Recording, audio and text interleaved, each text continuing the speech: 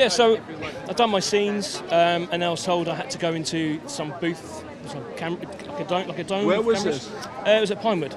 A long time ago. I'm not going to say who it was with because I might get in trouble. But yeah, basically I was scanned 360 degrees.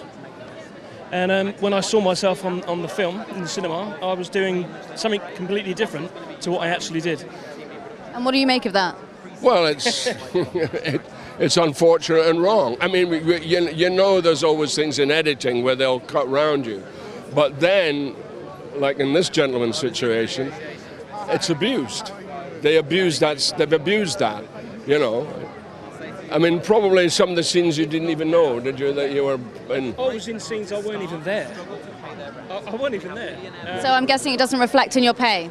No, of course not. I got paid, that's it. Yeah, and it gets no repeats.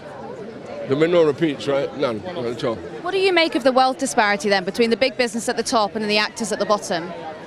Well, it says as itself, and it says, what we've learned through COVID is the amount of people who sat at home watching television on a regular basis because they had bugger all to do. But then that's when the streaming thing kicked in, and people have got used to binge watching. They've got used to watching something through, which would be unheard of in the past.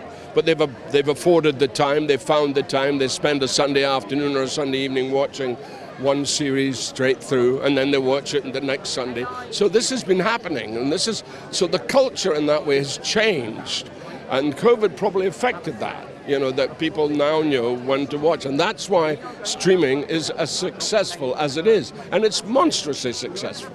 It really is. So a stupid question, is that being reflected in pay packets then for writers and actors? Not at the moment, no. And what are we fighting for today?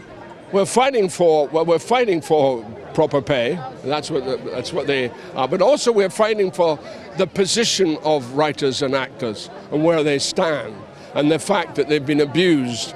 They're always abused. That's the history. That's what we deal with. We're disregarded, and they forget that that's the center of the activity.